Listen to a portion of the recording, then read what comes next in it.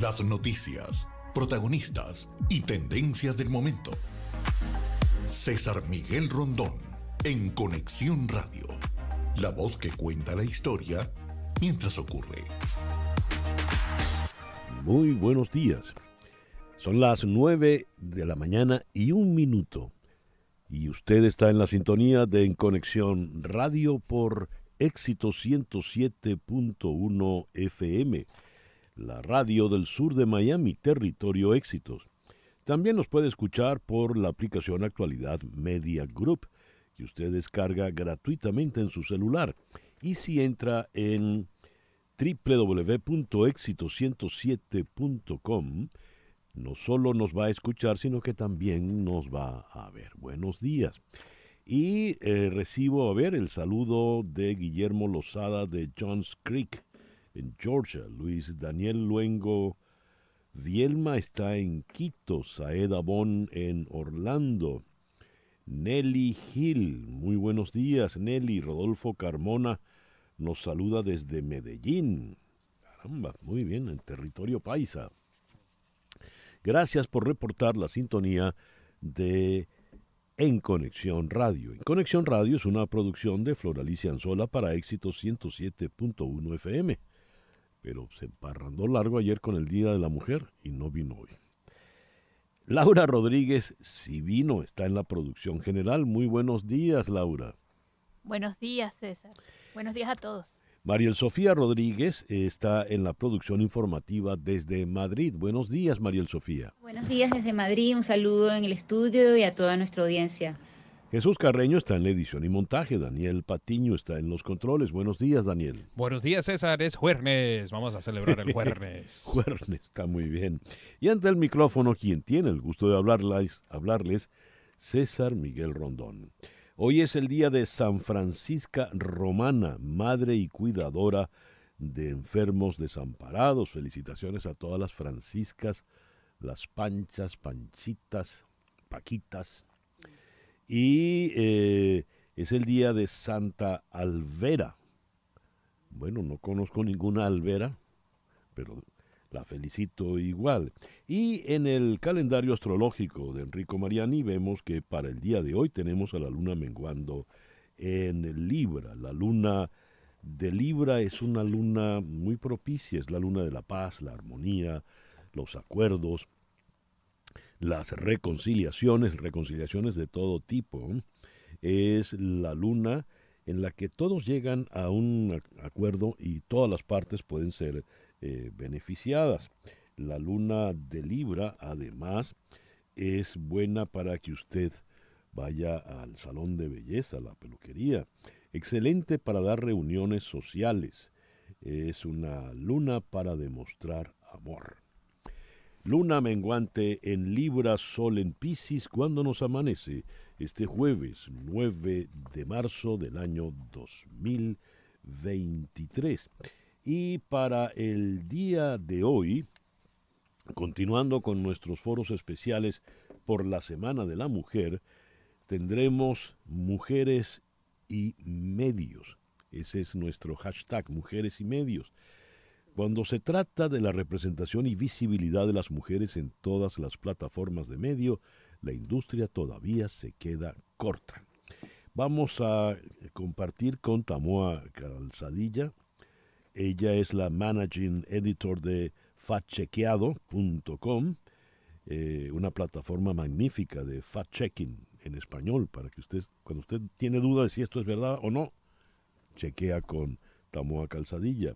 Y ella está aquí en Miami. Inma Lucas Álvaro es periodista, colabora para diversos medios de comunicación y radio y televisión allá en España. Ella nos va a acompañar desde Barcelona. Igual iremos a Kiev con Kirilo Loukurenko para tener la última hora, las últimas noticias de la guerra. Rusia ha lanzado 81 misiles en todo el vasto territorio ucraniano a lo largo de la noche. En Washington vamos a conversar con Celia Mendoza de La Voz de América. 33 demócratas del Senado se unen a los republicanos para bloquear el proyecto de ley contra la delincuencia. Y vamos a conversar en Filadelfia con Ángel Alvarado, economista venezolano, fundador del Observatorio Venezolano de Finanzas, a propósito de los números sobre la inflación. En Venezuela la inflación dio un salto de 537,7% en el mes de febrero.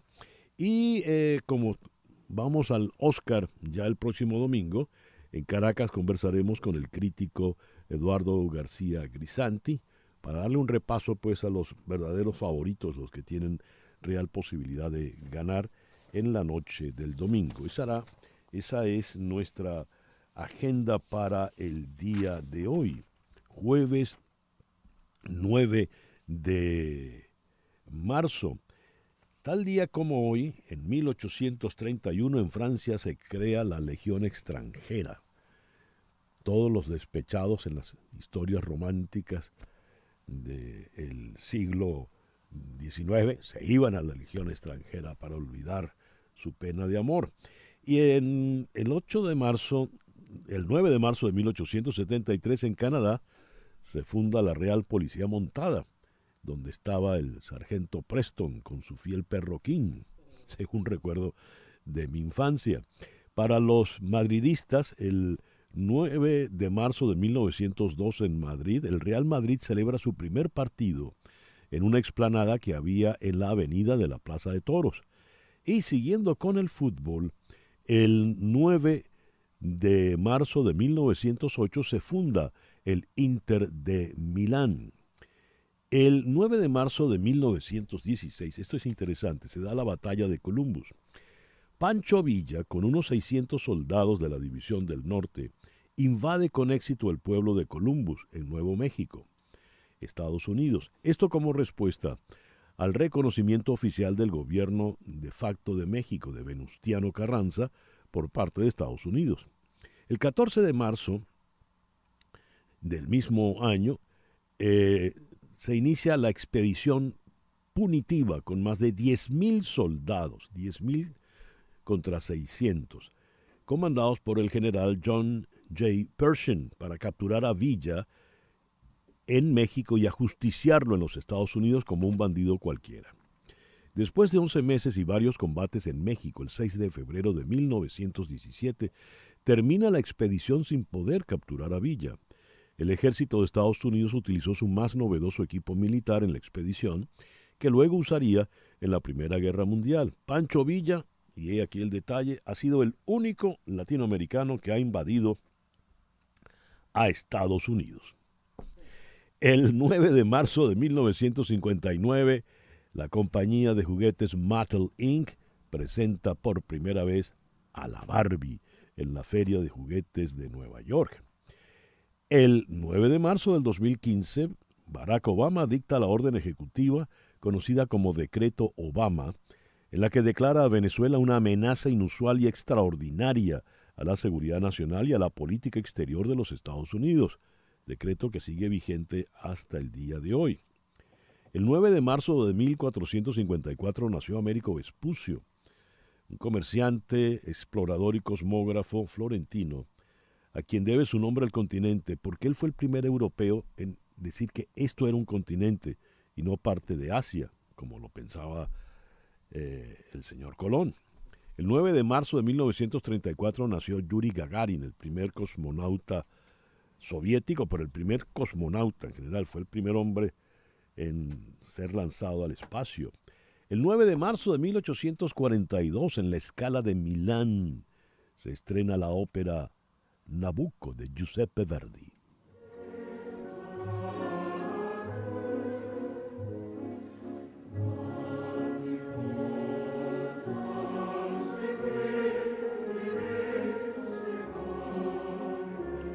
El 9 de marzo de 1966, los Rolling Stones graban Lady Jane, pero lo graban en los estudios de la RCA en Hollywood, California. Y el 9 de marzo de 1970, Linda Bell Caballero, conocida como la India, nació. Es decir, que la India está cumpliendo en el día de hoy 43 años, ¿no? No, 53 años. 53. En 1970 la descubrió Eddie Palmieri y este fue su primer disco. Hacemos contacto ahora con Hani Martínez Ward, abogada especializada en accidentes de automóviles. Muy buenos días, Hani. Muy buenos días, muchísimas gracias. Y si usted entra en mis redes sociales, en Facebook y en Instagram, en cualquiera de los dos, en Hani Martínez Ward, Hani con J, J-A-N-Y, va a encontrar un post de un caso que acabamos de cerrar, un caso confidencial. No podemos hablar de muchos detalles, pero es un caso confidencial de más en exceso de $100 millones Dios. por un cliente de accidente. Es el caso más grande en los últimos 10 años en los Estados Unidos, en todas las firmas de accidentes. Por eso digo, si usted tiene un accidente si usted tiene un caso de inmigración, de familia, de bancarrota, a mí no me llame, esa no soy yo. Pero si tiene una de accidente, ahí ven los resultados de nuestras oficinas. Oye, pero extraordinario eso, Hani. Bueno, cuando se pueda. Es extraordinario y lamentablemente no podemos hablar porque es confidencial, obviamente, Claro. También para proteger a la víctima de accidente, para protegerlos a ellos, ya que es una suma tan alta, pero sí es un resultado notorio que ha estado por todas las revistas legales, obviamente, y ha hecho récord nacional aquí en los Estados Unidos. Una pregunta te tengo, Hani. Si una persona pide una compensación económica, después el seguro le va a costar más. Eso es una pregunta bien común. Hay una ley, aquí específicamente en la Florida, la ley codificada 620.8, que no permite que un seguro le suba a un cliente si fue la víctima de un accidente. El seguro solamente puede subir si fue el culpable del accidente, si le dieron puntos en la licencia, pero porque usted sea la víctima, el seguro no puede subirle y es declarado como mala fe en caso de que le suba y usted puede reportarlo a la Agencia de Seguro Nacional. Así que no le debe subir si usted es la víctima. Por eso es importante tener la información correcta porque hay muchas opiniones, pero eso es lo que indica la ley. El teléfono de Hani, 855-DOLOR-55, que equivale a 855-365-6755. ¿Algo más, Hani? No, yo quiero repetir el número una vez más para que la gente lo guarde en su teléfono celular. Grábelo ahora. Hay muchas personas que nos llaman y dicen, solamente estoy grabando el número por si alguna amistad o alguien lo necesita en el futuro, pero ahí ya lo tiene en su celular. 855-DOLOR-55, 855-DOLOR-55 de Hani Martínez Ward, abogada especializada en accidentes de automóviles. Gracias, Hani. Muchas gracias. El editorial con César Miguel Rondón. La guerra en Ucrania había dejado de producir noticias importantes, lo que daba pie para que se dijese que estaba de alguna forma estancada o paralizada. Esto fundamentalmente como consecuencia del duro invierno en la región. Sin embargo, hemos tenido que anoche Rusia lanzó una ofensiva en diversos puntos del territorio ucraniano, lanzando 81 misiles desde diferentes bases. El gran ataque, el anterior, fue el 16 de febrero y ahora hemos tenido en la noche del 8 de marzo. La información desde Kiev dice: Rusia lanzó un enorme ataque de cohetes que golpeó infraestructura crítica y edificios residenciales en 10 regiones de Ucrania. Según dijo hoy jueves el presidente Zelensky, las autoridades reportaron al menos 6 muertos en el mayor ataque nocturno de esa escala en 3 semanas. Zelensky dijo que Moscú intentaba intimidar a los ucranianos de nuevo con una oleada que comenzó cuando mucha gente dormía. Los ocupantes solo pueden aterrorizar a los civiles, es todo lo que pueden hacer, dijo Zelensky en un comunicado por Internet. La guerra, como les decía, ha estado prácticamente paralizada durante el invierno. Las fuerzas del Kremlin empezaron a atacar la red energética el pasado octubre, en un aparente intento de desmoralizar a la población civil. Las andanadas se han ido espaciando y los analistas especulan con que Moscú podría tener poca munición ya que el último ataque masivo fue el 16 de febrero. En esta información nos dicen, las agencias de inteligencia de los Estados Unidos no creen que Rusia pueda ganar mucho terreno en Ucrania este año, debido al gran número de bajas, su incapacidad de reponer sus reservas de armas y munición, sus problemas de liderazgo y la baja moral de las tropas, según indicó al comité del Senado Avril Haines, la señora directora nacional de inteligencia. Eso podría ser que el presidente Putin se incline por alargar la guerra. Así las cosas. Son las 9:17 de la mañana. Noticias de Estados Unidos con César Miguel Rondón en Conexión Radio. El líder de la minoría del Senado, Mitch McConnell, fue hospitalizado luego de una caída en un hotel en Washington. El senador de 81 años asistía a una cena privada en un hotel local cuando tropezó, dijo el portavoz David Pop. Ha sido ingresado en el hospital donde está recibiendo tratamiento, añadió sin dar más detalles sobre su estado. McConnell, quien cumple su 7º mandato de 6 años en el Senado, se convirtió en el líder del Partido Republicano en el 2007. Ha ocupado el cargo durante más tiempo que cualquier otro republicano y durante años ha sido uno de los funcionarios electos más poderosos de Washington. El presidente Joe Biden está listo para publicar su presupuesto para el año 2024 hoy. El nuevo presupuesto reducirá el déficit en casi $3 billones durante los próximos 10 años, según anunció la Casa Blanca.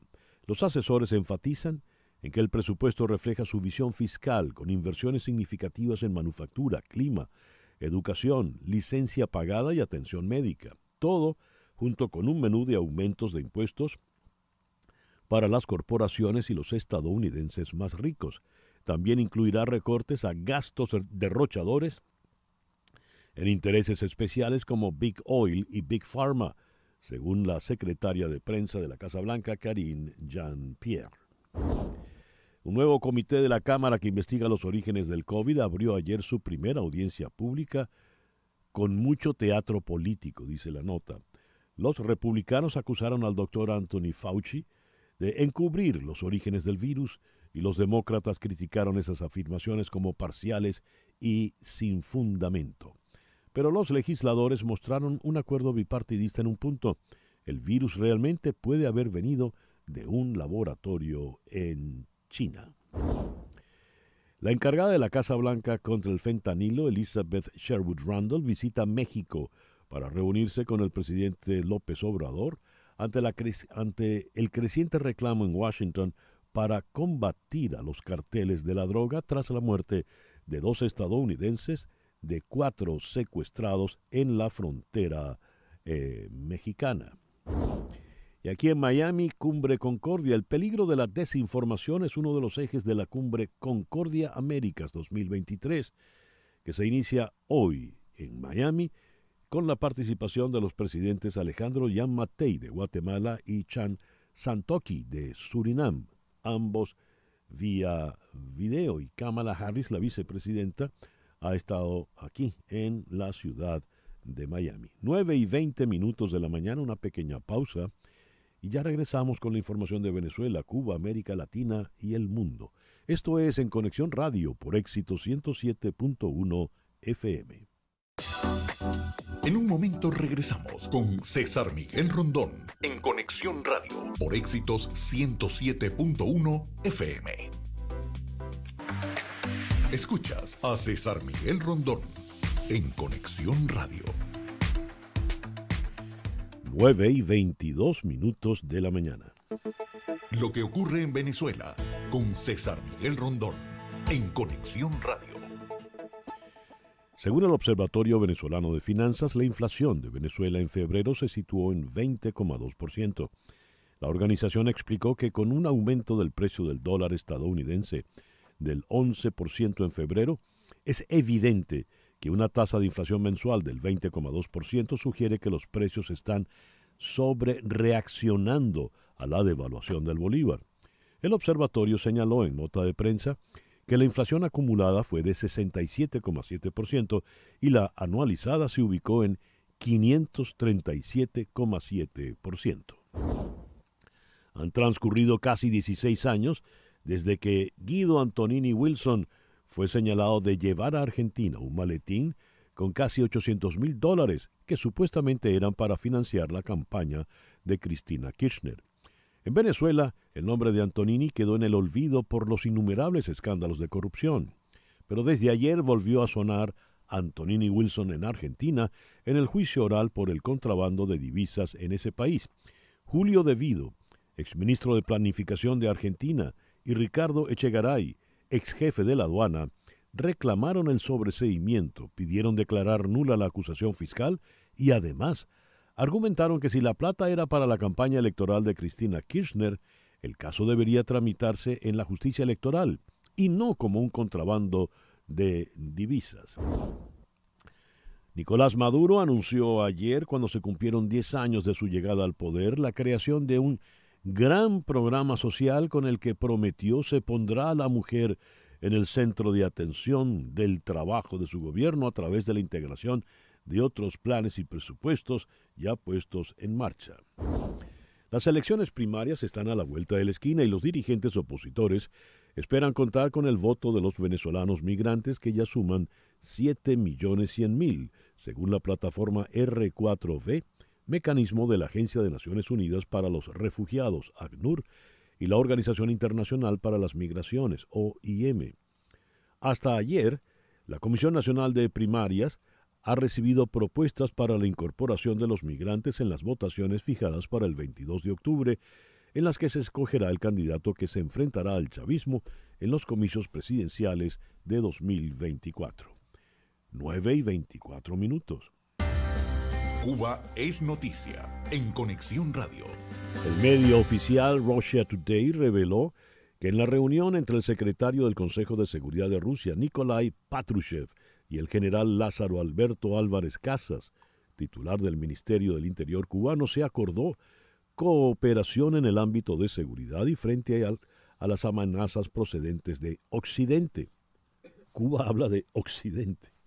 Asimismo, la reunión incluyó un debate sobre los esfuerzos conjuntos de ambos gobiernos para contrarrestar las llamadas revoluciones de colores y las actividades destructivas que, según los representantes de los regímenes ruso y cubano, realizan organizaciones no gubernamentales. Envíos internacionales hacia Cuba realizados hace 5 años, ahora es que se están procesando para su entrega. Así admitieron autoridades en una reunión de seguimiento en la cual estuvieron presentes el ministro de Transporte, Eduardo Rodríguez Dávila, y el viceprimer ministro Jorge Luis Tapia Fonseca. Las autoridades dijeron que equipajes no acompañados transitarias, entre comillas, enviados por sus propietarios entre 2017 y 2020, están arribando a Cuba ahora. 9:26.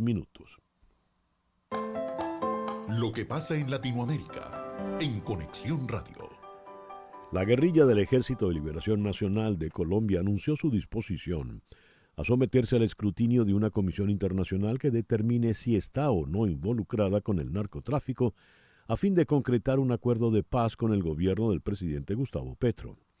En entrevista con The Associated Press, Aureliano Carbonell, miembro de la delegación del Grupo Armado que participa en el segundo ciclo de diálogos con el gobierno y que concluirá mañana viernes en México, rechazó que el ELN tenga vínculos con el tráfico de narcóticos, como aseguran sus detractores. En Buenos Aires, el tribunal que a principios de diciembre pasado condenó a la vicepresidenta Cristina Kirchner a 6 años de prisión por irregularidades en la concesión de obras viales durante su etapa como presidenta, da a conocer hoy los fundamentos de la sentencia que la líder kirchnerista considera un intento para evitar que se presente a los próximos comicios presidenciales. Siguiendo en la Argentina, según el relevamiento efectuado por el Ministerio de Economía entre bancos, aseguradoras y empresas, el volumen se ubicaría entre 3 y 3,5 billones de pesos.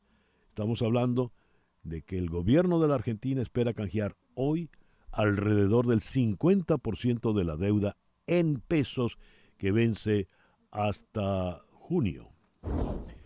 En Lima, el juez supremo peruano Juan Carlos Checkley decide hoy si acepta la petición de la Fiscalía de 36 meses de prisión preventiva para el expresidente Pedro Castillo, mientras es investigado por corrupción y después de que éste negara rotunda y categóricamente que sea autor o forme parte de una organización criminal formada durante su gobierno. Siguiendo en Perú, Vargas Llosa ayer, de forma sorpresiva, la presidenta Dina Boluarte le impuso a Vargas Llosa la Orden del Sol en el grado de Gran Collar, elaborado por la Casa de la Moneda, y recibió un diploma que le confiere la máxima orden refrendada por el Ejecutivo peruano. Vargas Llosa afirmó que es una injusticia sostener, como lo hacen algunos interesados, que en el Perú se ha producido una ruptura del orden constitucional y de la democracia. Como toda democracia, las instituciones llevan a cabo sus tareas, incluyendo las investigaciones para sancionar a quienes, desde la posición que sea, hayan cometido abusos, delitos o crímenes. Es una prueba fehaciente de que en nuestro país sigue imperando un sistema democrático. Cita textual para Vargas Llosa. Piden a la OEA convocar a la Asamblea General por la situación de Nicaragua. A través de una declaración pública, 11 organizaciones solicitan que se convoque a la Asamblea General de la Organización de Estados Americanos por las constantes violaciones de los derechos humanos.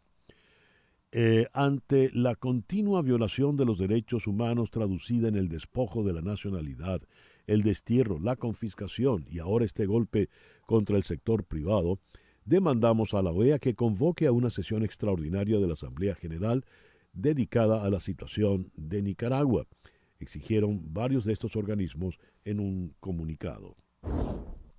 Vinculan al narcotráfico asesinatos de indígenas y deforestación en Amazonia. Las actividades de los narcotraficantes en la Amazonía brasileña y peruana parecen estar cada vez más conectadas a la deforestación y el aumento de asesinatos de indígenas y activistas medioambientales, según advirtió hoy Naciones Unidas en un informe publicado en Viena. El tráfico de drogas puede provocar deforestación de manera directa e indirecta, resalta el documento elaborado por la Junta Internacional de Fiscalización de Estupefacientes, JIFE. 9:30 de la mañana. Las noticias del otro lado del mundo. En Conexión Radio. Macron sigue adelante con su plan y el Senado aprueba retrasar la edad de jubilación en Francia. Se prevé que la medida sea aprobada de forma definitiva la próxima semana, mientras que los sindicatos han convocado nuevas movilizaciones. El Senado francés, gracias a la mayoría de derechas en la Cámara Alta, ha votado en la noche del miércoles al jueves el retraso de la edad mínima de jubilación de 62 a 64 años, el principal punto de la reforma de las pensiones del presidente Emmanuel Macron. Pasada la medianoche, 201 senadores se pronunciaron a favor del que ya es el artículo 7 del proyecto de ley que aumenta en 2 años la edad a la que los franceses tendrán que esperar para poder hacer valer sus derechos a la jubilación, mientras que 115 se pronunciaron en contra y 29 se abstuvieron. A propósito de nuestro comentario editorial, leo aquí la noticia proveniente de Kiev, de la agencia EFE.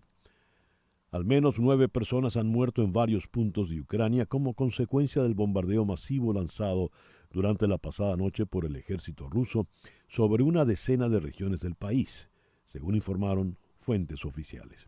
Vamos a Kiev para conocer más a fondo la situación luego de esa noche terrible. En la línea telefónica está Kirilo Loukurenko, él es el director ejecutivo de Hromadsk Radio. Kirilo, good morning, good afternoon over there, and thank you very much for being with us today. Good morning. Kirilo, what's the situation in Kiev in particular and in Ukraine in general after the last night when you were hit by 81 missiles? ¿Cuál es la situación hoy en Kiev y en Ucrania, luego de una noche donde fueron bombardeados con 81 misiles? Kirilo, please.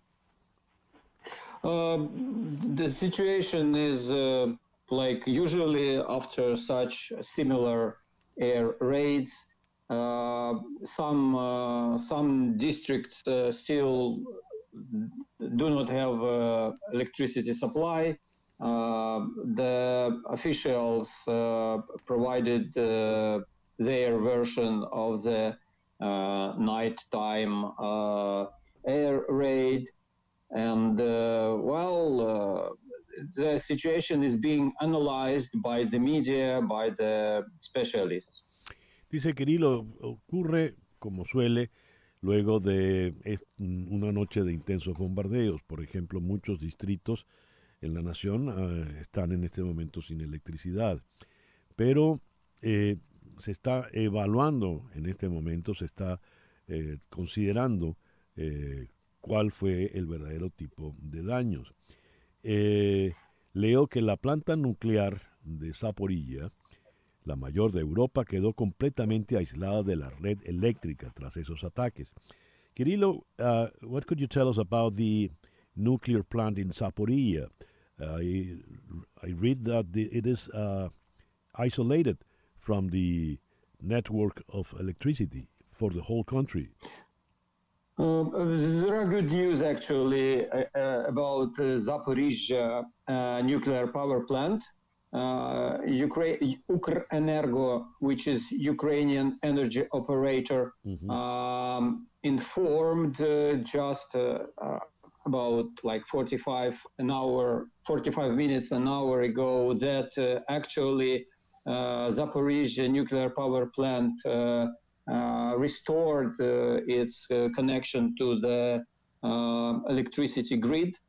So there is no more need to receive additional power supply from diesel generators, as it was immediately after the rocket strike on the Ukrainian energy facilities, mostly related to energy grid. Nos dice Kirilo Loukurenko que hará unos 45 minutos se logró restablecer toda la conexión de la central nuclear de Zaporilla a la red eléctrica nacional, de manera tal de que ya no se necesita más el uso de plantas de combustible. Y mi última pregunta para Kirilo, ¿qué esperan ahora? ¿Se repetirá un ataque como este?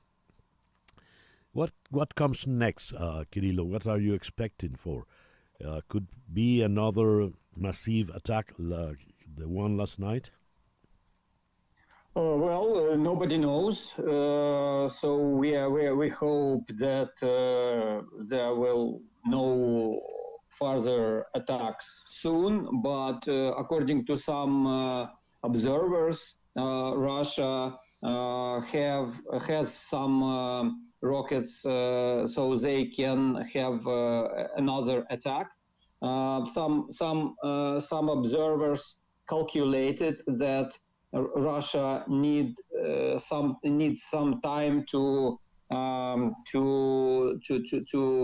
produce the new rockets to shoot at the Ukrainian energy facilities. They usually spend the majority of their rockets, and then they simply get more from production lines. So it looks like Russia produced more rockets than it spent last night. So possibly we will have another attack, but nobody knows when we will have this.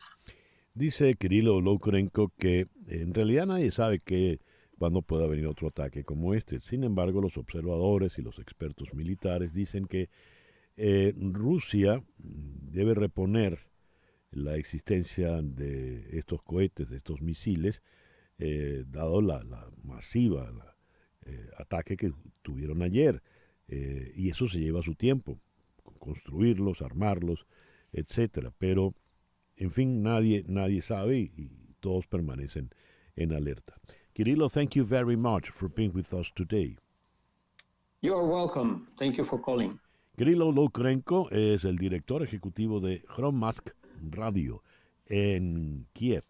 Y siguiendo con las noticias relativas a la guerra, desde Moscú llega esta información. El ministro de Exteriores, Sergei Lavrov, en rueda de prensa con su homólogo de Arabia Saudí, el príncipe Faisal bin Farhan Al Saud, acusó hoy jueves al secretario general de Naciones Unidas, Antonio Guterres, de no asumir una posición neutral ante el conflicto ucraniano como debería corresponder al jefe de una organización internacional. El titular de Exteriores ruso arremetió contra Guterres tras su visita a Kiev de la víspera, la tercera tras el inicio del conflicto, durante la cual apostó por la extensión del pacto de exportación de grano ucraniano, la desmilitarización de la central nuclear de Zaporilla y la búsqueda de una paz justa. Guterres, acompañado de Rebecca Greenspan, la directora de la UNCTAD, estuvieron en Kiev negociando directamente con Zelensky y su gabinete para mantener y extender el acuerdo que permite que granos ucranianos pasen por el Bósforo y sigan hacia el África. Y cierro las informaciones del mundo con esto que viene desde Israel. Manifestantes israelíes reiteraban hoy su oposición a una controvertida propuesta de reforma judicial y planeaban bloquear la ruta al aeropuerto del primer ministro Benjamín Netanyahu antes de un viaje oficial al extranjero y durante la visita del secretario de Defensa de Estados Unidos. Los inconformes, que llevan más de 2 meses de protestas contra el proyecto, declararon hoy día de resistencia a la dictadura. Gente con banderas israelíes acudió al principal aeropuerto internacional del país y utilizaba sus autos para bloquear el acceso a la zona de salidas. En otros lugares, los manifestantes cortaron cruces importantes de la metrópolis costera de Tel Aviv y otras ciudades. Una pequeña flotilla de kayaks y tablas de remo trató de bloquear una importante ruta marítima en la ciudad norteña de Haifa. Algunos manifestantes se atrincheraron en las oficinas de un grupo de estudios conservador que ha participado en el proyecto de reforma. Son las 9:40 de la mañana, una pequeña pausa, y al regreso venimos con nuestro foro del día de hoy, #Mujeres y Medios. Una pausa y regresamos con César Miguel Rondón en Conexión Radio. 9:43 de la mañana. Vamos a nuestro foro en el día de hoy. Cuando se trata de la representación y visibilidad de las mujeres en todas las plataformas de medios, la industria todavía se queda corta. Eso es lo que encontró The Status of Women in the U.S. Media 2021, un informe de Women's Media Center, una organización fundada por Gloria Steinem, Jane Fonda y Robin Morgan. Entre los 5 principales programas de noticias dominicales en Estados Unidos, por ejemplo, más de 2/3 de los invitados eran hombres. La mayoría de esos invitados eran hombres blancos. Si bien la investigación sobre la representación de género en la transmisión en horario estelar y las noticias por cable, impresas, digitales y por cable encontró que las mujeres contaron solo el 41% de las historias y solo el 15% de las historias deportivas. Pero evidentemente antes este porcentaje fue mucho menor. Pero más allá de porcentajes de ver más mujeres manejando noticias en televisión o escucharlas en la radio o leerlas en la prensa, ¿cuál es el peso real que tiene la mujer hablando de medios periodísticos? Para este foro, con el #Mujeres y Medios, quiero darle la bienvenida a nuestra muy querida y admirada Tamoa Calzadilla. Tamoa estuvo al frente de la unidad de investigación de la cadena Capriles en Venezuela durante mucho tiempo y realizó trabajos de suma importancia. Y en la actualidad es la Managing Editor de factchequeado.com, una plataforma de fact-checking en español para servir a hispanos y latinos en los Estados Unidos. Tamoa, bienvenida al programa en la mañana de hoy. Muchas gracias, César. Todo un placer. Y quiero darle la bienvenida también a Inma Lucas Álvaro. Inma colabora para diversos medios, radio, televisión y prensa en España y fue creadora y directora del departamento de prensa de un partido político en el ámbito nacional. Ella está en este momento en Barcelona. Inma, muy buenos días, muy buenas tardes por allá. Gracias por sumarte al programa. Muy buenos días, un placer estar con vosotros. Muy bien. A ver, cuando hablamos de mujeres y medios, realmente ¿cuál es el peso de la mujer en estos medios a la hora de manejar noticias en el presente? Comenzamos con Tamoa Calzadilla en Miami. Hola, bueno, encantada de estar aquí y del tema, me encanta, ¿no? César, el panorama que pinta este informe que reflejas, yo creo que no ha variado demasiado, ¿no? Y lo vemos las mujeres que en la toma de decisiones importantes, los CEO de las empresas, yo veía, por ejemplo, en el informe que, por ejemplo, las cadenas hispanas en Estados Unidos están manejadas por hombres blancos y que no son hispanos, ¿no? Y ese tipo de cosas lo vemos en eventos. Yo fui antes de la pandemia, en 2019, un evento de periodistas importante para hablar del futuro de los medios y todo esto. Y el foro, el panel estaba lleno de hombres. Y me acuerdo que alguien lo trajo a colación.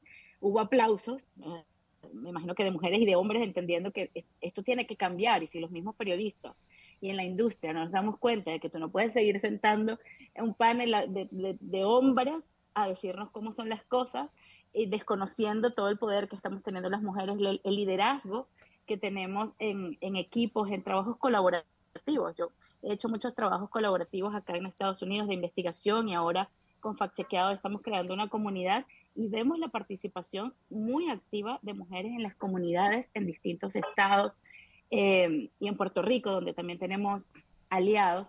Y, por ejemplo, Fact Chequeado está hecho por mujeres. Las dos cofundadoras, Clara y Laura, son mujeres, yo soy mujer, lideramos este tipo de cosas, pero cuando vas al big picture, al panorama general, o cuando ves los informes, o cuando ves a los grandes medios, ves que mientras más arriba el puesto, empiezan a escasear la falda, ¿no? Gracias, Tamoa, muy buena la descripción. Y le hago la misma pregunta a Inma Lucas Álvaro. ¿Cuál es la situación, Inma? ¿Cómo la ves tú desde el otro lado del océano? Pues mira, yo desde el otro lado del océano también hacemos prácticamente el mismo diagnóstico, es decir, las faldas faltan en los cargos de responsabilidad. De hecho, un último informe de la Universidad de Madrid decía que el 75% de los cargos de responsabilidad en los medios de comunicación aquí en España estaban ostentados por hombres.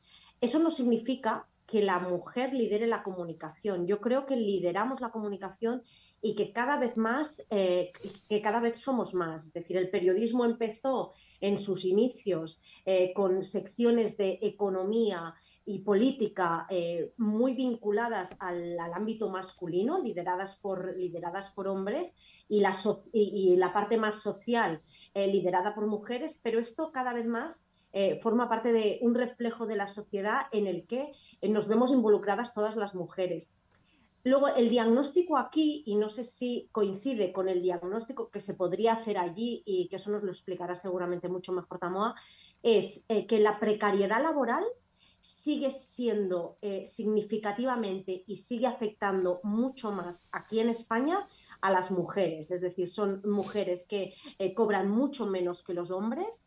Y aparte de la precariedad laboral, yo creo que la pandemia en este sentido el hecho de tener que permanecer encerrado en casa y estar al cargo también de cuidados familiares, nos ha hecho abandonar ciertos terrenos en los que ya habíamos de una manera liderado, ¿no?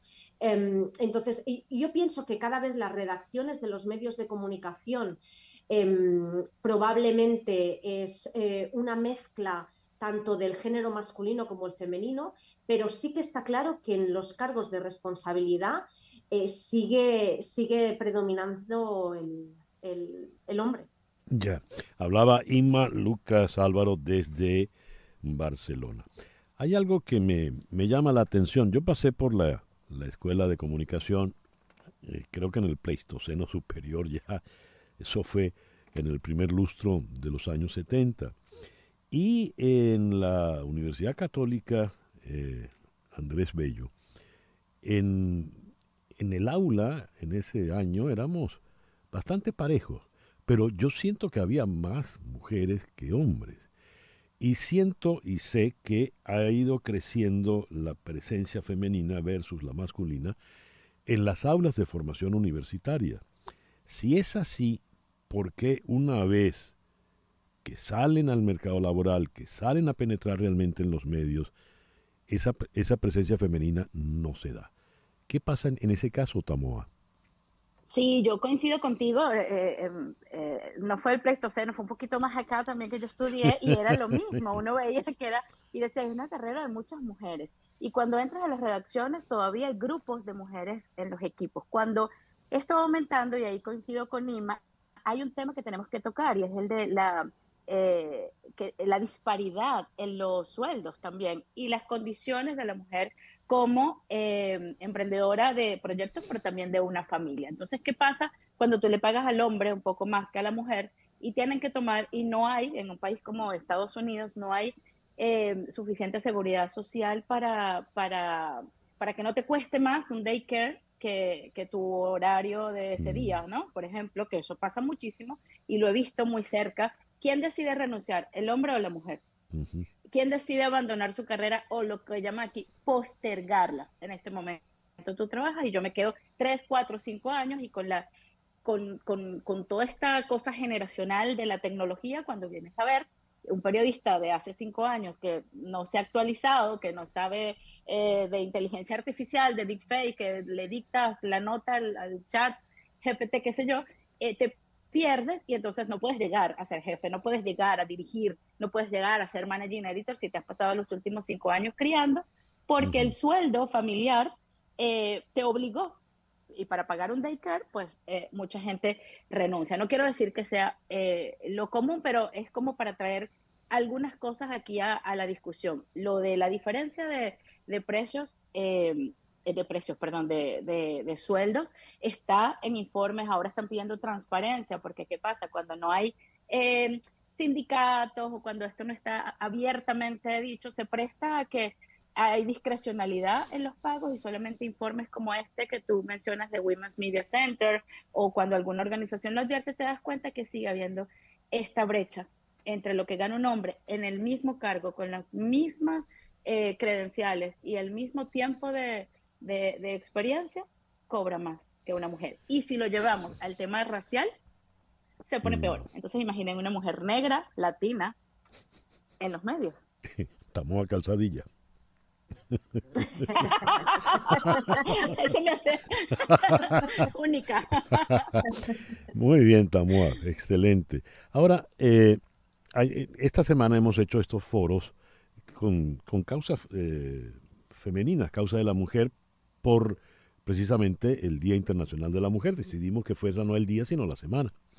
Ayer tuvimos un foro muy interesante sobre el liderazgo empresarial de las mujeres. Y salieron a colación varios temas. Y hubo algo que me resultó muy interesante. Las mujeres, se comprueban las estadísticas, resultan ser mejores gerentes que los hombres. Tienen mayor sentido de planificación, son mucho más versátiles. Incluso si lo ves desde el punto de vista político, los países que mejor manejaron la pandemia estaban gobernados por mujeres, en líneas generales. hago esta reflexión porque le quiero plantear a Inma lo siguiente. Sabemos que la excepción hace la regla, ¿verdad? Y yo podría citarte, Inma, que la época de oro del Washington Post fue gracias a una mujer. Y en la actualidad del país, que es un diario tan influyente en nuestra lengua, lo lleva adelante una mujer. Pero son esas excepciones que confirman la regla. ¿Realmente por qué? ¿Dónde está ese tabú para que la falda no llegue al sitio de poder? Yo creo que es un factor puramente cultural y creo que la mujer tampoco está dispuesta a renunciar a según qué. Y esa capacidad de renuncia que no se la tiene que plantear el hombre, nos hace que también renunciemos a según qué cargos. Y eso también nos hace que no podamos hacer la misma carrera, es decir, no podamos correr de la misma manera, porque en algún momento de nuestra vida, si queremos tener hijos, tenemos que renunciar. Y es una etapa en la que vosotros, por genética, no tenéis que renunciar, porque no tenéis que plantearos si tener hijos o seguir trabajando. Entonces, eso va a seguir existiendo. La cuestión es si la política se pone del lado en legislar para la igualdad. Y yo creo que eso sí que se está haciendo y que cada vez más. Apuntaba Tamoa la parte racial. Aquí, evidentemente, la parte racial sí que no, yo creo que ni tan solo hay estudios, pero sí que los hay en esta otra parte que es la precariedad y cómo la mujer toma éxito en los medios de comunicación. Ahí en Estados Unidos tenéis un claro ejemplo de Oprah Winfrey, que ha liderado las tardes en vuestro país. Aquí tenemos programas de gran liderazgo, tanto en grandes cadenas como puede ser Telecinco con la periodista Ana Rosa Quintana o Antena 3 con Susana Griso, en el que es la mujer quien lidera la audiencia. Pero yo añadiría una característica más y que no tiene tanto que ver con lo racial, pero sí que tiene que ver con lo físico. Yo creo que a nosotras el tema físico, es decir, el tema cultural de cómo tiene que ser una mujer en televisión frente a los medios. Tiene que ser guapa, esbelta, cosa que no se le pide al hombre. El hombre puede tener arrugas, puede tener canas, la mujer no. Porque entonces ese prototipo de belleza no puede liderar. Y es un prototipo de belleza que yo creo que no ha elegido la mujer, que ha elegido el hombre. Entonces nosotras nos vemos también ante ese frente, ¿no?, de ser guapas, esbeltas, ir con tacones que probablemente nos dañan los pies y no los podemos resistir, ir con esa falda o con esa vestimenta en la que al hombre eso no se le exige. Entonces hay toda una serie de exigencias que quizás la mujer también las ve y que tampoco está dispuesta a ello. Ya, interesantísimo esto. Vamos a hacer una pequeña pausa para continuar con el foro. Y quisiera dejar una reflexión en el aire. Yo he seguido la carrera de Tamoa Calzadillas desde hace mucho tiempo porque es una carrera realmente brillante. Ha tenido responsabilidades importantes que ha asumido con mucha osadía y arrojo.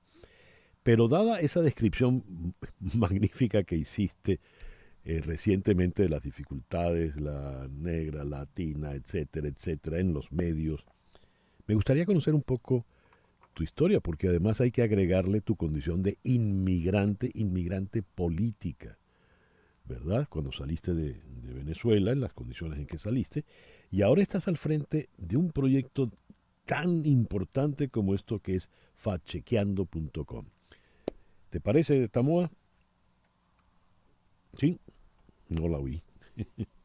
Pero acaba de decir que sí, es que tampoco la vi.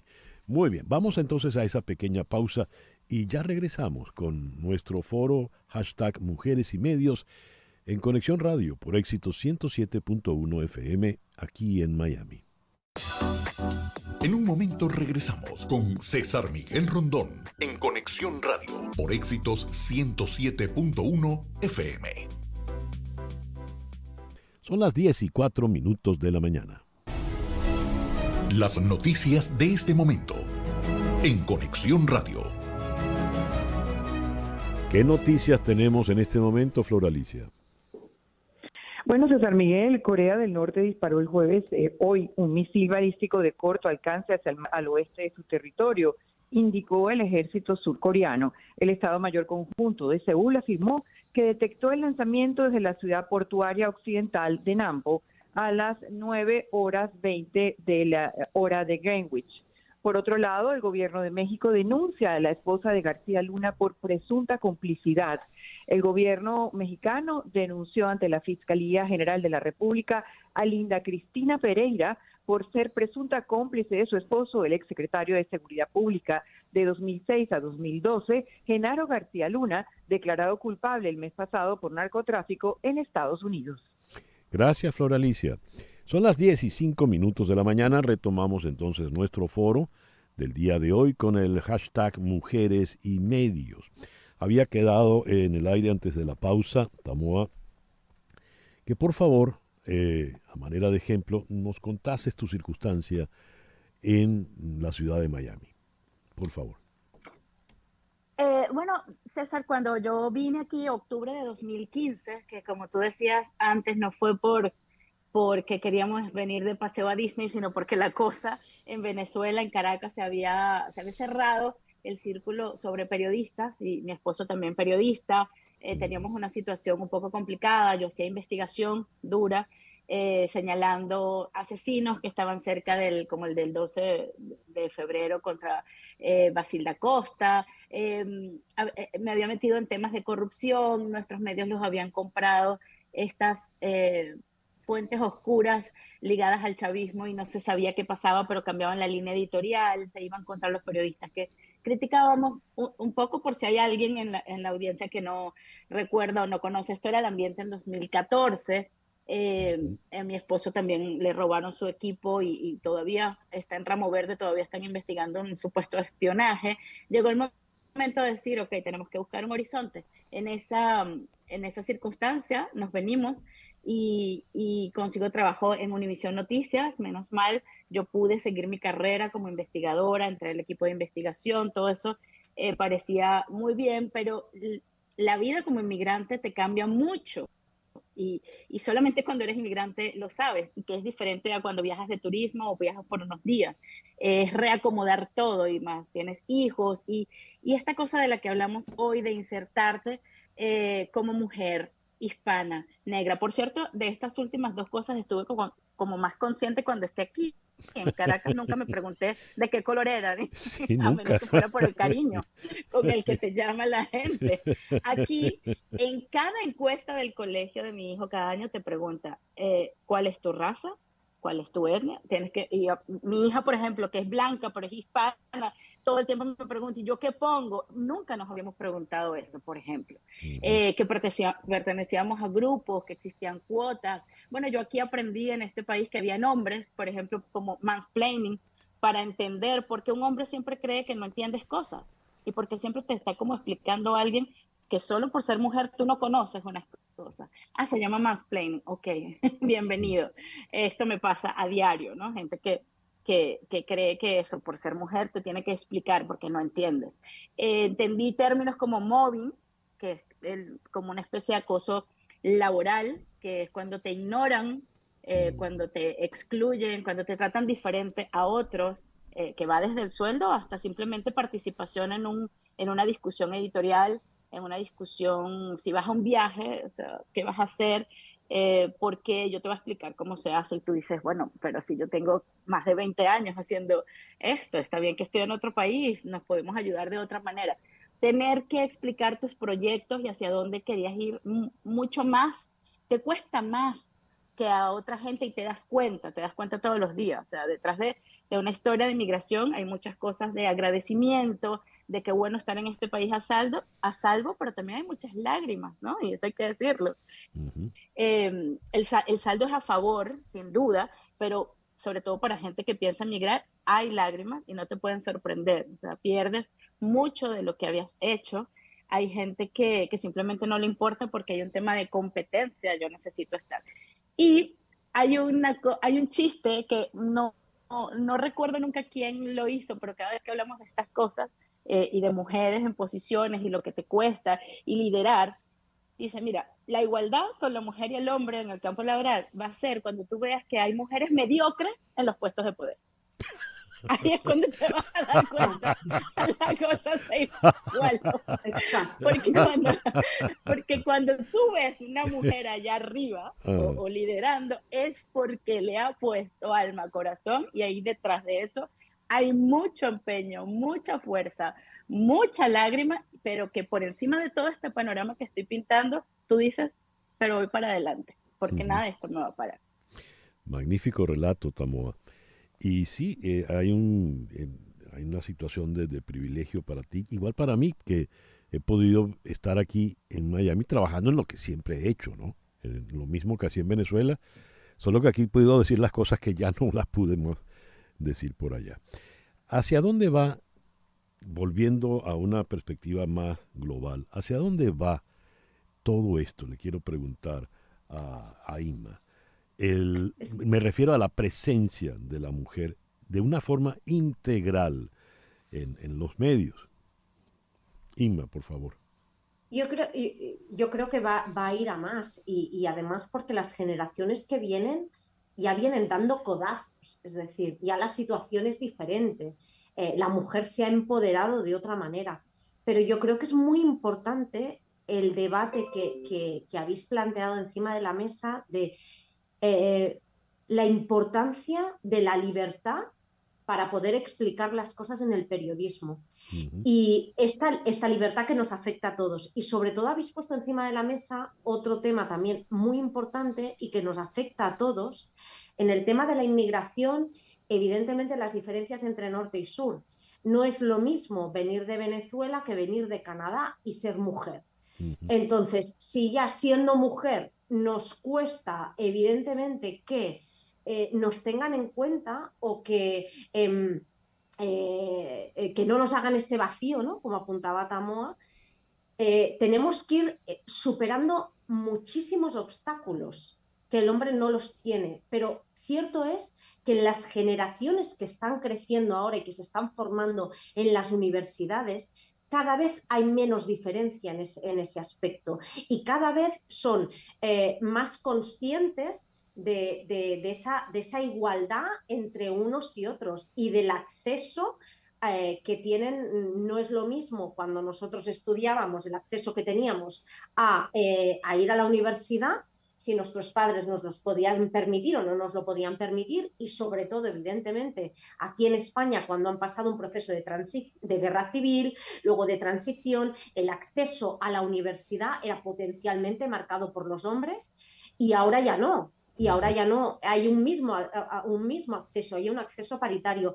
Y aquí incluso la última del gobierno socialista de Pedro Sánchez ha sido sacar una ley en el que en todas las empresas y en todos los estamentos tenga que haber una paridad, porque parece que si no existe por ley, esta paridad entre ambos sexos no se cumple.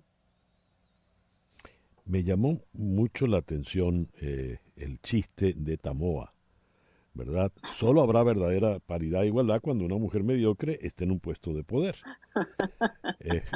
El chiste el chiste es magnífico y lo traigo, es magnífico por lo real que tiene, por el peso de verdad que tiene, pero lo traigo a colación por lo que acaba de decir Inma. Si no hay una ley, no se da la paridad. ¿Cuándo podrá existir esa paridad real sin necesidad de la ley? Es que yo creo que la ley tiene que ir un poco más allá, y creo que lo estamos viendo en países, por ejemplo, del norte de Europa. Tiene que ir un poco más allá, por ejemplo, de cómo ves la maternidad, si lo ves solo como un asunto de la mujer o si te ocupas de hacer unas leyes donde incluyas al hombre a la par, por ejemplo, de una licencia de maternidad, como existe en esos países. La mujer se va un rato, pero el hombre también se va otro rato.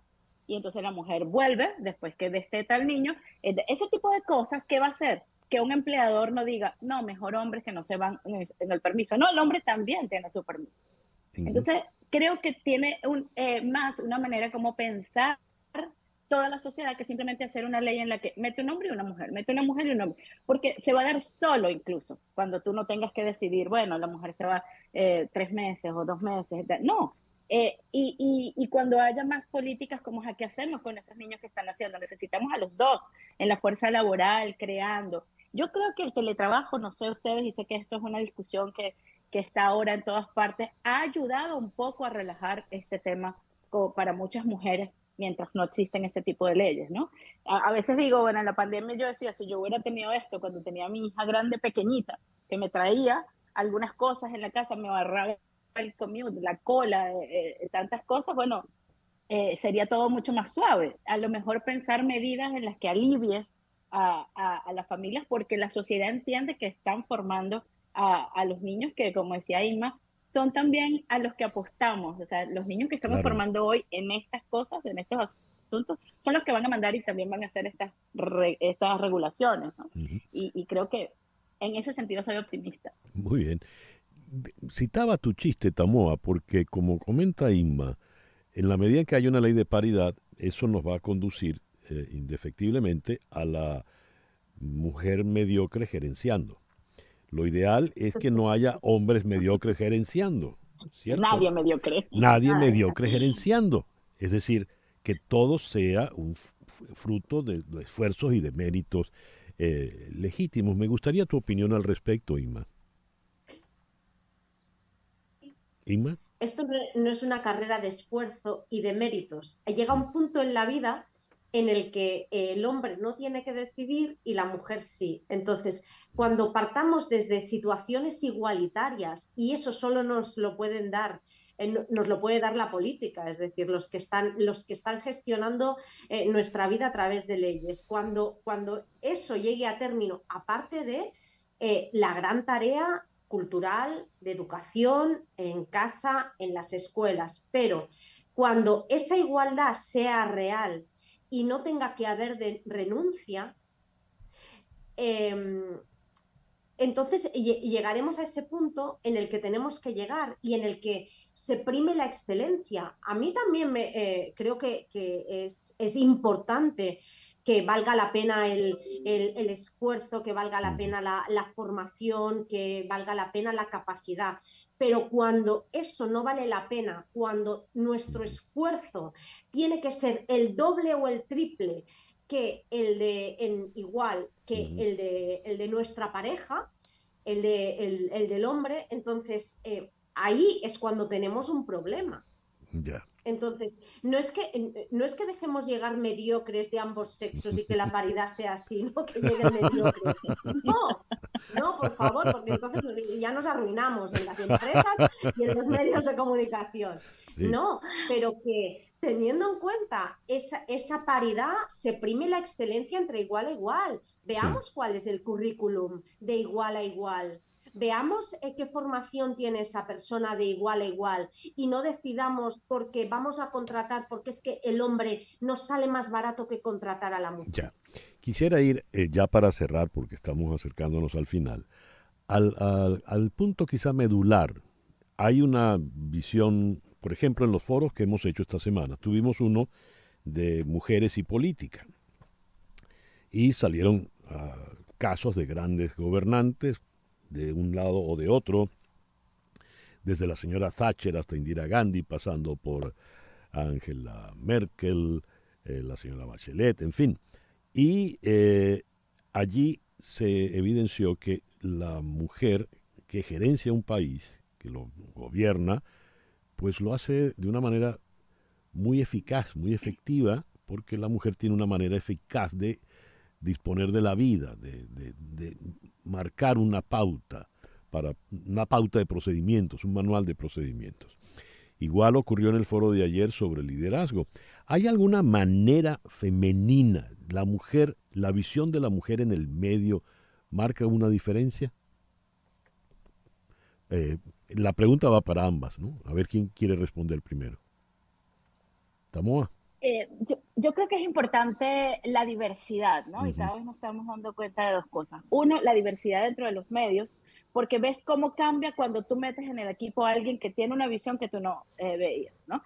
vuelvo aquí a Estados Unidos porque es donde estamos viviendo esto de las redacciones more Hispanic in media, o sea, metes más hispanos, tienes la visión de un hispano, que no todos somos iguales, pero eso le aporta a la redacción una visión que no tenías. La comunidad negra, la comunidad caribe, eso te va ampliando y te va dando la diversidad que tú necesitas representar porque la sociedad se está haciendo más diversa. En la medida que tú tienes blancos gobernando de una cierta manera, gobernando incluso dentro de los medios, decidiendo qué visión de esa entrevista, qué visión de ese trabajo, qué enfoque vas a tener, vas a seguir en lo mismo, ¿no? O sea, creo que la diversidad incluye la visión femenina, que sin duda también aporta mucho en lo que llamamos las habilidades blandas. Se habla cada vez más de que las habilidades duras sí, son importantes, que manejes Excel, que manejes esta cosa, que tengas una profesión, etcétera. Pero las habilidades blandas se está notando cada vez más en la gerencia, que es la comunicación, tu adaptabilidad,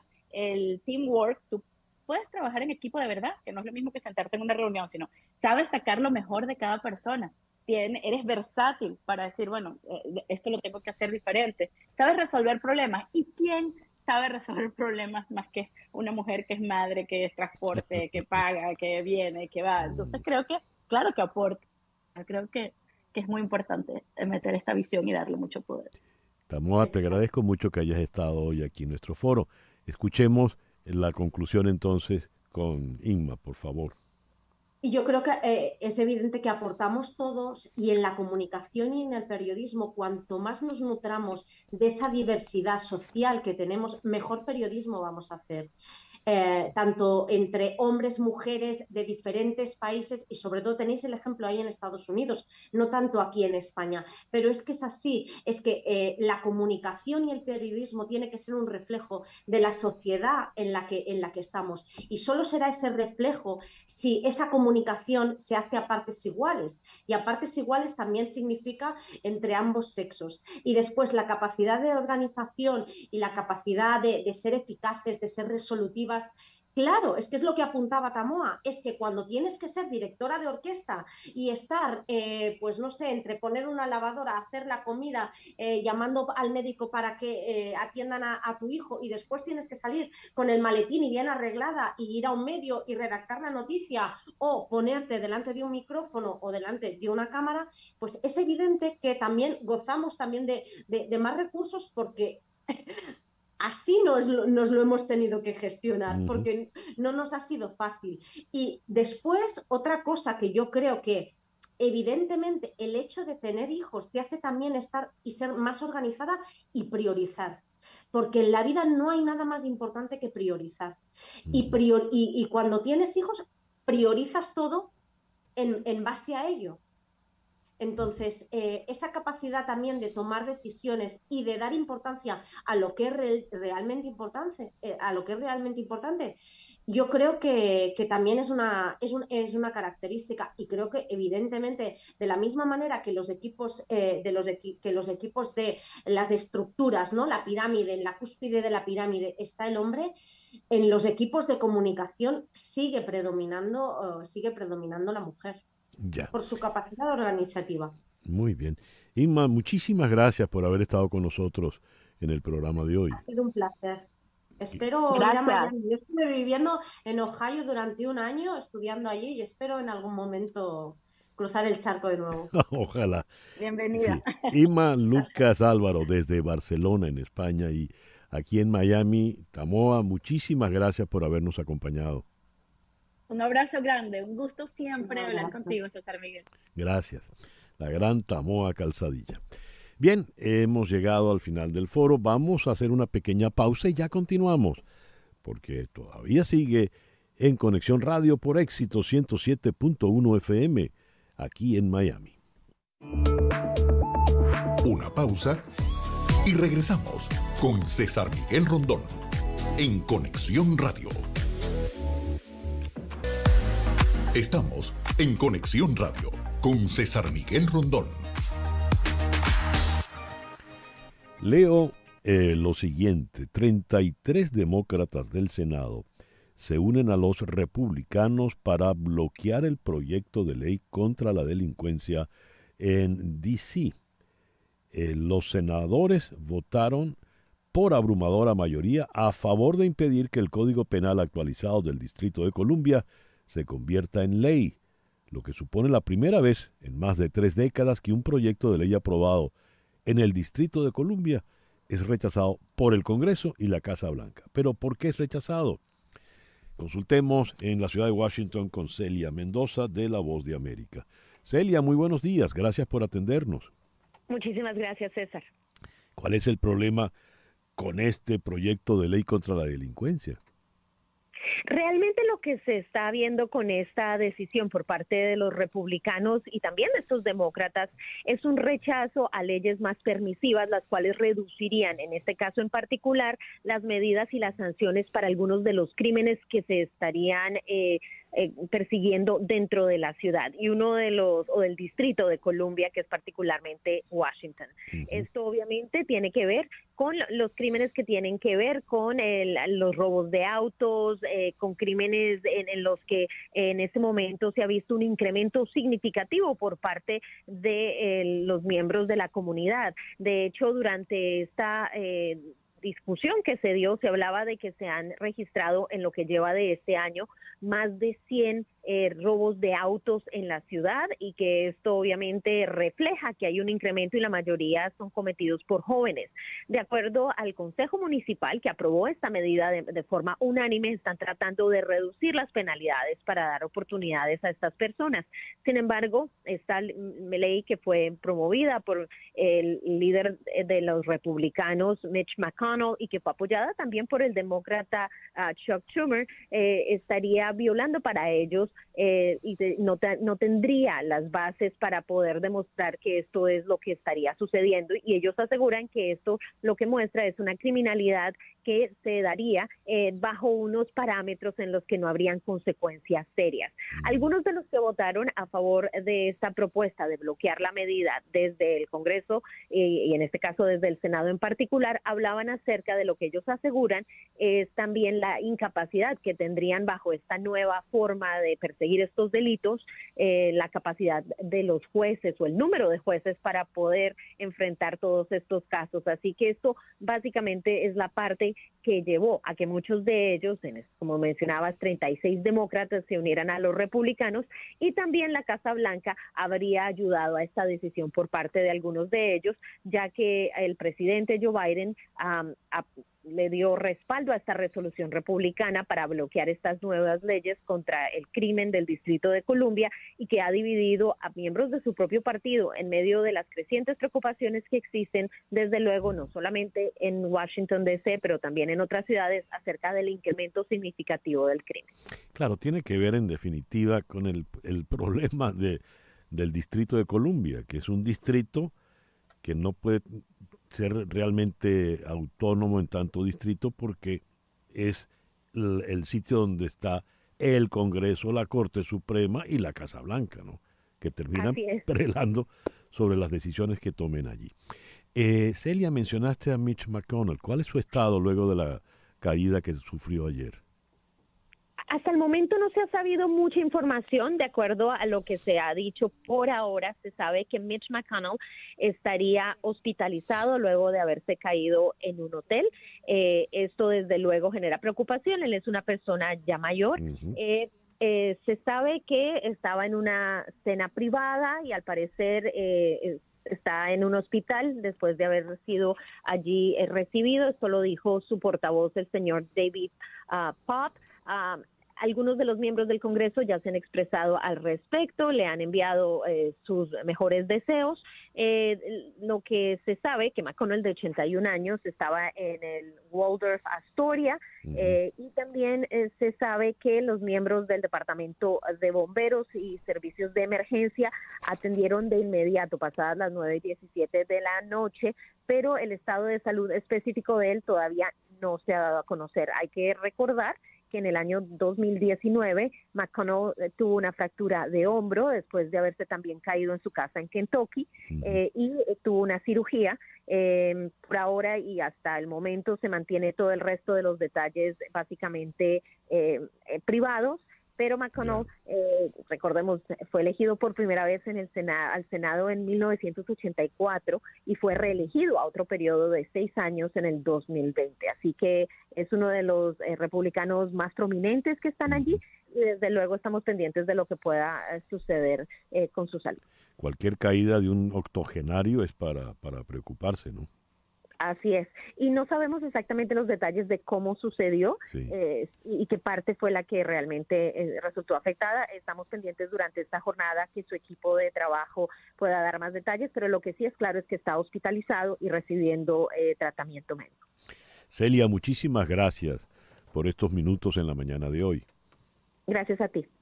Celia Mendoza, de La Voz de América, nos habló desde la ciudad de Washington. Son las 10:31 de la mañana. Me da muchísimo gusto atender ahora a María Eduarda Reis. María Eduarda es una joven abogada, forma parte del bufete de Canero Fadul Immigration. María Eduarda, muy buenos días.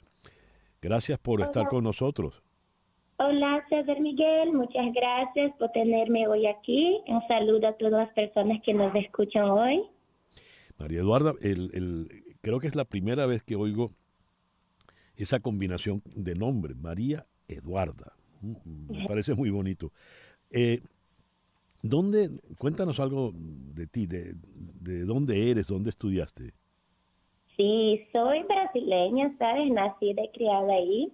Vení a los Estados Unidos como 10 años atrás, ¿sabes? Soy inmigrante también. Venía a Estados Unidos porque jugaba tenis profesional y después, ¿sabes? Empecé a estudiar leyes en la Universidad de Miami y, ¿sabes? Me torné abogada y hoy soy socia aquí en Canero Fadul Immigration.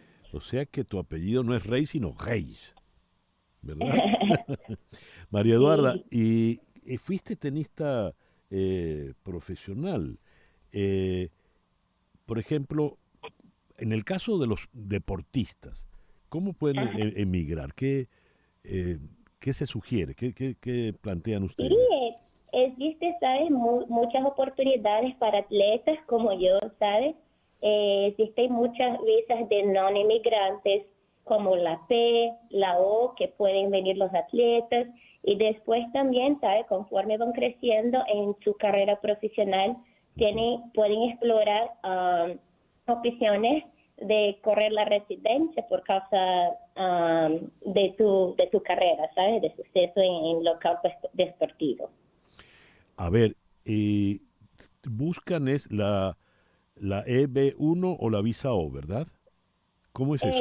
La O es como del no inmigrante, tú no corres la tarjeta verde, pero puedes quedar aquí, ¿sabes? Por 3 años, puedes seguir compitiendo también. Y la EB1 ya es una aplicación que tiene un estándar más alto, pero que eleva las personas a la tarjeta verde. Muy bien. ¿Qué sugieres para los que quieran tramitar algo, que te llamen directamente? Perdón, César, que no te oigo muy bien. No me oíste. ¿Qué sugieres, María Eduarda? Que te llamamos directamente si es el caso del deportista. Sí, yo manejo, ¿sabes? Directamente, es un poco de mi especialidad. También. Y también hacemos como varios casos, ¿sabes? Este año recientemente de jugadores de tenis, luchadores de MMA. También ha hecho uno como fisiculturista, ¿sabes? Que logramos la residencia a ellos recientemente. Fue como, para mí es como un campo que me gusta mucho porque también, ¿sabes? Como fui atleta, me gusta estar involucrada en estos campos. Muy bien. Te agradezco mucho que nos hayas atendido, María Eduarda. María Eduarda, sí, gracias. Muchas gracias, María Eduarda. María Eduarda Reis es abogada y forma parte del escritorio del bufete Canero Fadul Immigration. El teléfono 305-579-9218. Repito, 305-579-9218. Inmigra@canerofadul.com. Gracias, María Eduarda. Son las 10:35 de la mañana. Habíamos leído el informe de inflación que brinda sobre la inflación en Venezuela en el mes de febrero el Observatorio Venezolano de Finanzas. La inflación anual dio un salto de 537,7% por el mes de febrero. En la línea telefónica en Filadelfia está el economista fundador del observatorio, Ángel Alvarado. Ángel, muy buenos días, gracias por atendernos. Buenos días, César Miguel, un placer estar nuevamente en tu programa. Ángel, ¿cómo fue este salto que se dio en el mes de febrero, 20,2%? Bueno, César Miguel, tuvimos un mes de enero volátil y el tipo de cambio que estuvo relativamente estable en términos venezolanos durante el mes de febrero no logró detener los precios que siguen subiendo, especialmente subieron los precios de los servicios públicos, que normalmente se rezagan, es decir, no aumentan con la inflación, con la variación del tipo de cambio, sino que se acumula, digámoslo así, la inflación y se ajustan. Y bueno, los precios se duplicaron de los servicios públicos en Venezuela en promedio, y eso tuvo en gran parte que aceleró la inflación. Entonces, lo que estás viendo en Venezuela es lo que típicamente se conoce como una espiral inflacionaria. Es decir, tú detienes por un rato el tipo de cambio, digamos, más o menos. Algunos precios se detienen, pero hay otros que siguen subiendo, como los servicios públicos. Entonces, ¿qué piensa un restaurante o qué piensa pues un local comercial? Bueno, sí, el tipo de cambio estuvo estable, pero ahora se aumentaron los precios de los servicios públicos, entonces yo sigo subiendo precios. Entonces el tipo de cambio que está estable o relativamente estable para marzo o abril se te acumula otro salto, y bueno, y así va, pues una espiral que no termina nunca. Y entonces un poco lo que yo creo que está viendo la economía venezolana y que va a experimentar durante el año 2023 es una gran inestabilidad. Después de la salida de la hiperinflación en el año 2022, por estas mismas fechas del año 2022, eso pues no quiere decir que el problema de la inflación se ha resuelto en Venezuela. Ahora lo que tiene es una inflación muy alta, muy elevada, y una inflación interanual por encima de 500%, que ya empieza entonces a sonar una alarma del riesgo nuevamente de una hiperinflación. A ver, vamos entonces, ¿cuál sería la proyección que hacen ustedes dados estos números del mes de marzo? Bueno, la preliminar es que yo lo que pienso es que la inflación va a estar por encima de 500% este año 2023, y podría entonces ser entre 500 y 1000%. Aquí hay como hay como una bifurcación, una Y, en la cual pues Nicolás Maduro tiene, al final es una variable política, la decisión de liberalizar a la sociedad venezolana, es decir, brindar mayor libertad o radicalizarse. Si se radicaliza, obviamente la inflación se va a disparar y posiblemente entremos en hiperinflación. Si toma el camino de, dar garantías políticas, dar mayor funcionamiento, que permitirían mayor operación de empresas internacionales, sobre todo americanas en Venezuela, pues esto podría controlarse. Entonces, creo que estamos en una coyuntura y nuevamente, digamos, después de todos estos años, nuevamente sigue siendo la variable política, la variable económica fundamental. ¿Qué, cuando dice radicalizarse, de qué tipo de medidas estás hablando? Bueno, estoy pensando, esta semana estuvo en Caracas Sechín, que es el presidente de Rosneft, mano derecha de Vladimir Putin. Que radicalizarse en un contexto de conflicto internacional quiere decir, pues atrincherarse con las compañías petroleras rusas y chinas, minimizar la presencia o mantener en un nivel muy bajo la presencia de empresas americanas como Chevron. Y bueno, digamos, radicalizarse también quiere decir que el contexto internacional se radicalice, el conflicto escale en Rusia, el conflicto escale en el mar del sur de la China, y en ese sentido, pues yo creo que ese camino, si toma ese camino, y si el contexto internacional le favorece tomar ese camino, pues yo creo que Venezuela, sin duda alguna, podría entrar nuevamente en una hiperinflación. Ángel, muchísimas gracias por atendernos en la mañana de hoy. Como siempre, a la orden. Un abrazo. Ángel Alvarado, economista, fundador del Observatorio Venezolano de Finanzas, nos habló desde Filadelfia.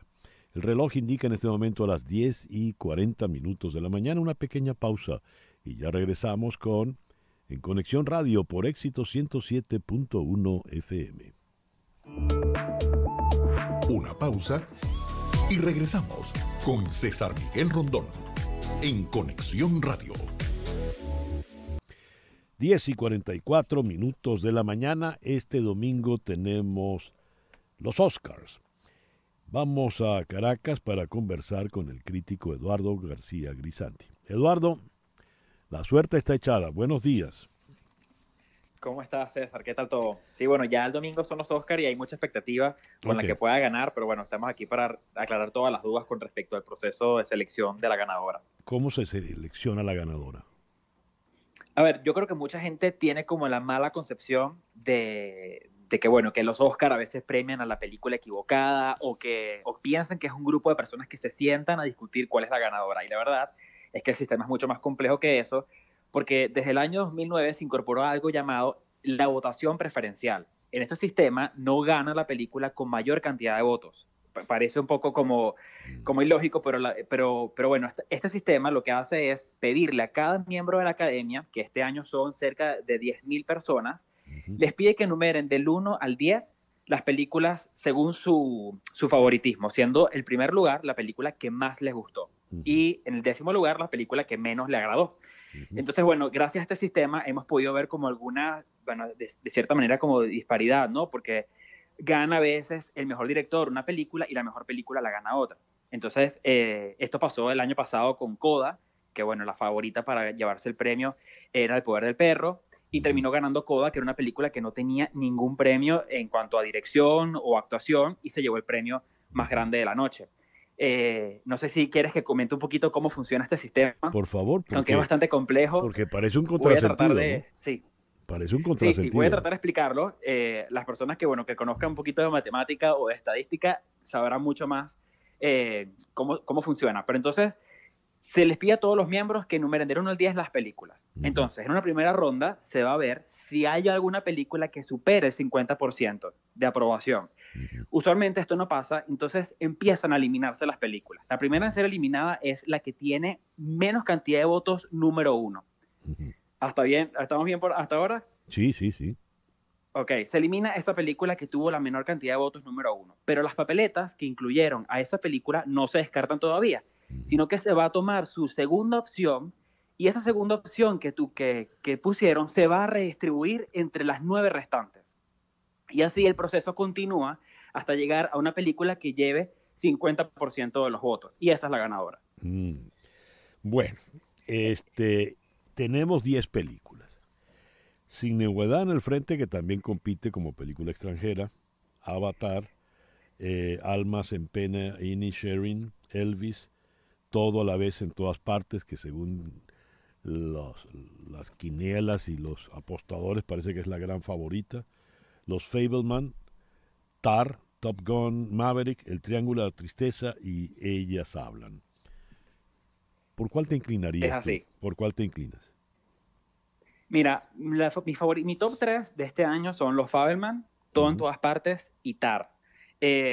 Bueno, sin embargo, hay varias favoritas. Entre ellas está obviamente Todo en todas partes. Ahorita antes de la entrevista hice la tarea y revisé todos los portales de Hollywood Reporter, Variety, Entertainment Weekly, Vanity Fair, y todas ponen como ganadora a Todo en todas partes. Pero hay otras segundas opciones que le están pisando los talones, como es el caso de Las Almas en Pena de Inisherin, que bueno, se llevó el premio Globo de Oro a Mejor Película Comedia, y también está Sin Novedad en el Frente, que fue la película que ganó el BAFTA a Mejor Película. Entonces esto puede decir de cierta manera cómo se van a decantar los electores de la academia que no están en Estados Unidos, porque hay muchos que no son estadounidenses, hay muchos extranjeros, muchos británicos, y muchos de ellos posiblemente se decanten por esta opción que es la de Sin Novedad en el Frente. A ver, Oscar al Mejor Actor. Austin Butler por Elvis, Colin Farrell por la de Inisherin, Brendan Fraser por La Ballena, Paul Mescal por Aftersun y Bill Nighy por Living. A ver. Sí, bueno, yo creo que aquí la pelea está entre los dos contendientes, que son Austin Butler por Elvis y Brendan Fraser por La Ballena.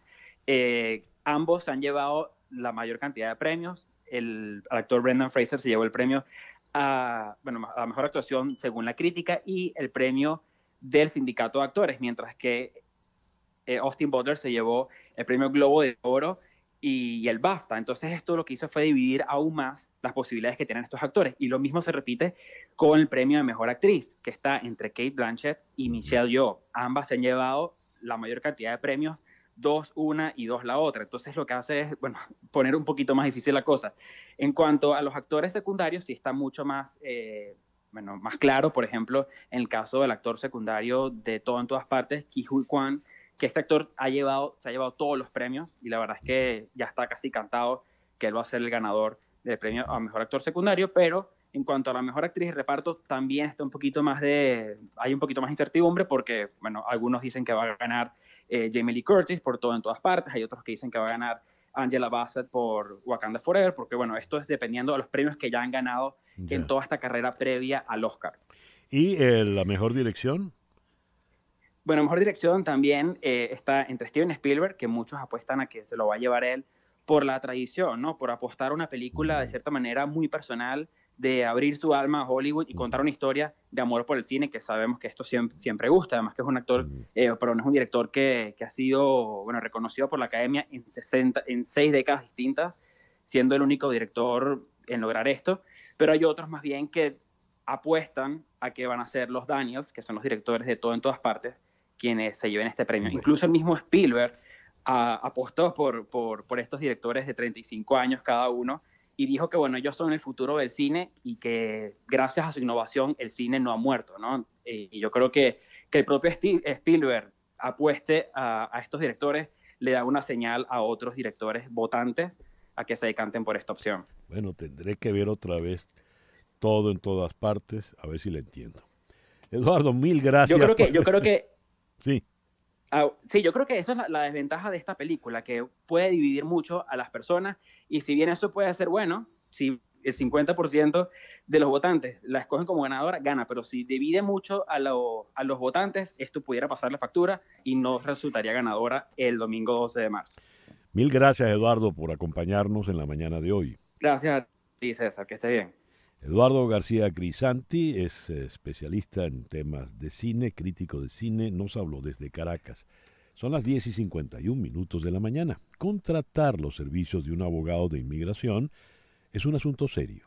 Establecerse legalmente en Estados Unidos requiere de trámites que debes hacer con abogados de mucha experiencia y conocimiento, como las abogadas de Canelo Fadul Immigration.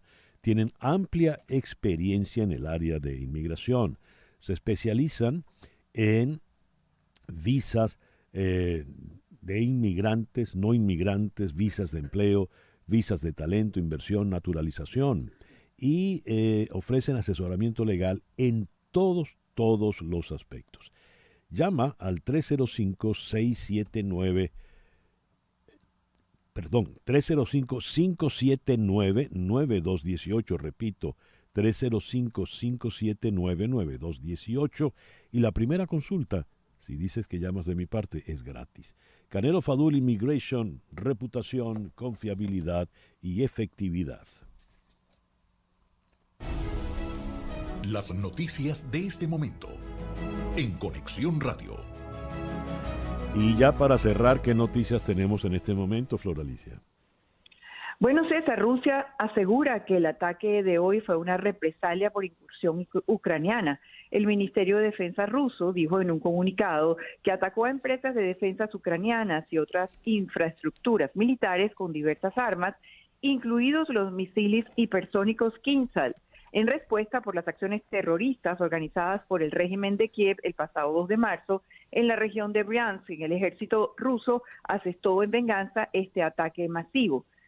Por otra parte, Alan Shaw, el director ejecutivo de Norfolk Southern, una compañía ferroviaria que operó un tren que descarriló y provocó la liberación de sustancias químicas tóxicas en febrero, testifica hoy ante el Congreso de los Estados Unidos, donde los senadores le interrogarán sobre los pasos que está tomando el ferrocarril para proteger la salud pública y el medio ambiente tras el descarrilamiento el 3 de febrero de un tren de Norfolk Southern que transportaba productos químicos peligrosos en East Palestine, en Ohio. Gracias. Gracias a ti, Floralicia. Hoy, 9 de marzo, es el Día Mundial del Riñón. Y aunque no lo parezca, el 10% de la población mundial sufre de alguna enfermedad renal crónica. El 9 de marzo es también el Día Mundial de la Tortilla de Patatas. Uno no puede decir tortilla de papas porque si no, no es la tortilla. Tiene que decirlo Día Mundial de la Tortilla de Patatas. Punto. Y por si fuera poco, el 9 de marzo es el Día Mundial del DJ. Son las 10:54 de la mañana.